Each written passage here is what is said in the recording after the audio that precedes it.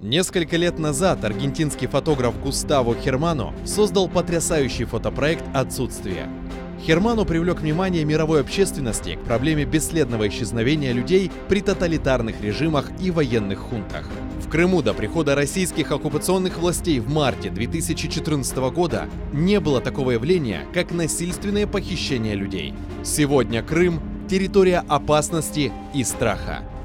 3 года назад, вечером 24 мая 2016 года, на объездной дороге Бахчисарая члена исполнительного совета Всемирного конгресса крымских татар Эрвина Ибрагимова остановили неизвестные лица в форме. Они стали заталкивать его в микроавтобус. Он пытался бежать, но его поймали и посадили в машину. До сих пор о судьбе Эрвина Ибрагимова ничего не известно. Похищенные, пропавшие без вести, но не забытые. Часть 1. Смотрите в воскресенье в 18:00 программу «Тарих Садасы» с Гульнарой Бекировой на телеканале АТР.